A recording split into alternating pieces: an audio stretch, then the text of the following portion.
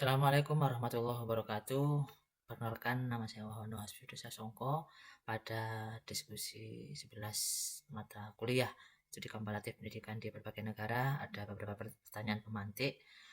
Yang pertama, dari 10 model pembelajaran terpadu, model mana yang paling relevan dengan kurikulum yang diterapkan di Indonesia saat ini? Jadi untuk flashback ke belakang, setelah zaman kemerdekaan hingga sekarang telah berganti, itu lebih kurang 11 kali, yaitu pada 947 itu rencana pelajaran, berganti 1952 itu pelajaran terurai, 1964 itu rencana pendidikan, berubah lagi 1968, berubah lagi 1975, muncul JBSA tahun 1984, terus muncul berubah lagi 1994,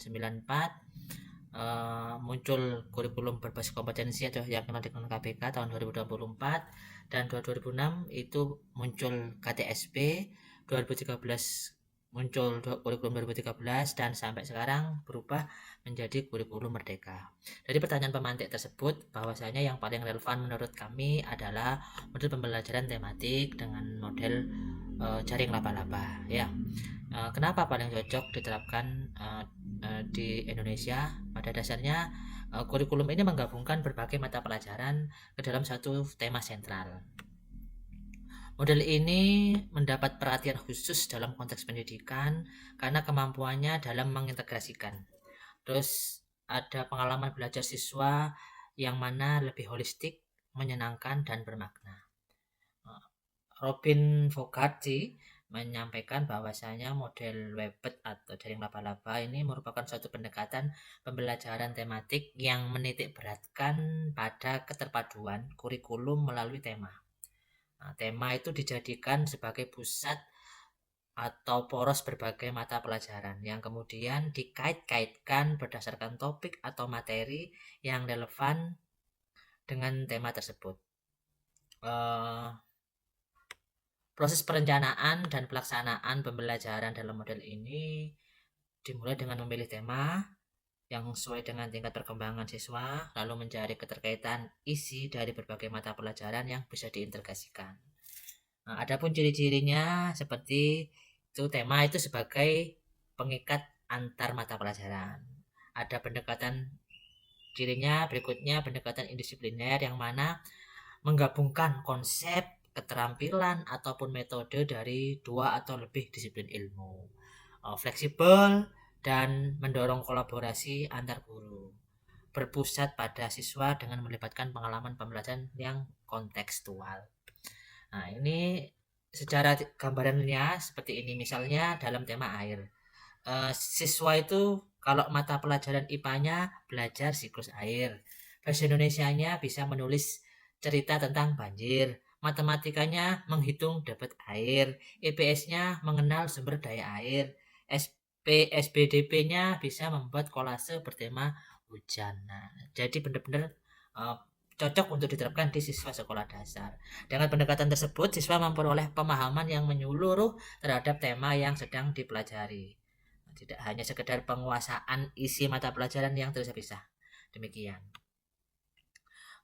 Untuk pertanyaan berikutnya, apa yang menjadi tujuan dan fungsi landasan prinsip-prinsip rambu-rambu serta tahapan pembelajaran tematik yang terpadu yang selama ini kami implementasikan di sekolah? Berarti ada beberapa. Pertama itu tujuan, menyampaikan tujuan, prinsip, ya, rambu-rambu, dan seterusnya. Baik, tujuan dan fungsi tematik terpadu. Yang pertama pasti di sekolah kami bagaimana membantu siswa memusatkan perhatian pada suatu tema sehingga pembelajaran menjadi lebih efektif dan efisien, fokus ya begitu ya. Terus di sekolah kami bagaimana tujuan, fungsi, dan tujuan tersebut mengembangkan berbagai kompetensi dan pengetahuan dari berbagai mata pelajaran dalam satu tema sehingga pemahaman siswa lebih mendalam dan bermakna. Ini bermaknanya. Terus tujuannya berikutnya meningkatkan kemampuan berbahasa dan komunikasi. Berikutnya, membuat pembelajaran lebih menarik, menghemat waktu, mendorong siswa aktif, kreatif, dan mampu memecahkan masalah dalam kehidupan sehari. Itu tujuan, fungsi dan tujuannya. Prinsip-prinsip pembelajaran tematik, prinsipnya yang pertama, tema sebagai pemersatu dalam berbagai mata pelajaran tersebut. Prinsip yang berikutnya, sumber belajar itu tidak terbatas pada buku teks, tapi dapat berasal dari lingkungan, pengalaman, dan berbagai media lainnya.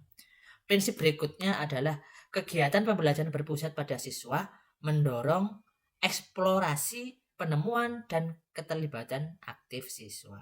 Prinsip berikutnya, materi tersebut dikaitkan dalam kehidupan nyata dan pengalaman siswa. Hal ini menarik sekali kepada anak-anak, dan guru juga semangat. Baik, berikutnya rambu-rambu pembelajaran yang kami terapkan. Rambu-rambunya yang pertama, kata kuncinya adalah tidak semua mata pelajaran itu harus dipadukan. Ya, jadi harus ada, bisa diintegrasikan, tapi harus ada relevansinya dan kebutuhannya. Itu rambu-rambunya. Rambu-rambu berikutnya, dimungkinkan penggabungan kompetensi dasar lintas mata pelajaran, tetapi memperhatikan ketercapaian kompetensi intinya. Prinsip berikutnya, tema yang dipilih harus bermakna, relevan, ya, sesuai dengan tingkat perkembangan siswa. Berikutnya, prinsipnya adalah guru harus memperhatikan ketersediaan sumber belajar dan kondisi lingkungan sekolah. Jadi disesuaikan dengan lingkungan, tidak muluk-muluk ya. Jadi kita mengoptimalkan potensi internal sekolah. Nah, baik, tahapan pembelajaran tematik yang selama ini diterapkan di SD 9 Jambewangi. Yang pertama, pasti pada tahap perencanaan, guru kami di sekolah kami menentukan tema sesuai yang diambil dari kurikulum atau silabus, sehingga mampu mengidentifikasi, terus mengintegrasikan bagaimana merancang kegiatan pembelajaran dan sampai menyiapkan alat dan sumber belajarnya. Itu pada perencanaan. Implementasinya untuk tahap pelaksanaan, pastinya guru kami melaksanakan pembelajaran sesuai rencana, mengaitkan materi dari berbagai mata pelajaran dalam satu tema, serta mendorong keterlibatan aktif siswa melalui berbagai metode dan media. Itu pada tahap pelaksanaan. Di tahap penilaian, guru di sekolah kami melakukan penilaian secara berkelanjutan terhadap proses hasil belajar siswa, baik secara individu maupun kelompok, dengan menggunakan berbagai instrumen penilaian yang telah kami buat. Demikian. Untuk pertanyaan berikutnya, pemantik berikutnya, pertanyaan ketiga, apa yang menjadi perbedaan antara kurikulum tematik kurikulum 2013 dengan kurikulum Merdeka saat ini, dan implementasinya di SD 9 Jambi bagaimana? Baik, pada dasarnya pada konteks pendekatan pembelajaran pada kurikulum 2013 tentunya menggunakan pendekatan tema, ya, tematik terpadu. Pembelajaran tersebut dirancang berdasarkan tema tertentu dan mengintegrasikan, mengacu pada KI dan KD. Nah, sekarang di kurikulum Merdeka penekanannya pembelajaran berbasis proyek, di mana siswa didorong untuk belajar melalui pengalaman nyata, proyek yang relevan, pembelajaran juga terdiferensiasi disesuaikan dengan tahap capaian dan minat siswa. Untuk struktur kurikulum dan fleksibilitasnya, kalau kurikulum regulasi itu terstruktur karena sudah ada panduannya, ada KIKD. Kalau di kurikulum Merdeka lebih fleksibel, jadi sekolah dan guru itu menyusun kurikulum sesuai dengan kebutuhan lokal dan karakteristik siswa. Untuk fokus materi pelajaran, kalau K13 itu berorientasi pada pencapaian kompetensi melalui tema. Kalau kurikulum Merdeka fokus pada materi esensial yang mengembangkan kompetensi, penilaian berbasis portofolio, kompetensi, dan proyek di P5-nya. Beberapa hal untuk masalah fleksibilitas ya siswa ya. Kalau kurikulum 2013 itu membatasi pilihan siswa pada tema dan mata pelajaran yang sudah ditetapkan. Di kurikulum Merdeka memberikan keleluasaan bagi siswa untuk memilih mata pelajaran dan proyek sesuai dengan minat dan bakat. Jadi anak-anak diberikan kesempatan mau seperti apa. Termasuk guru juga menganalisisnya seperti apa. Barangkali dari 3 pertanyaan pemantik tersebut kurang lebihnya cukup dari saya. Mohon masukan dari Bu dosen. dan kawan-kawan. Saya akhiri, assalamualaikum warahmatullahi wabarakatuh.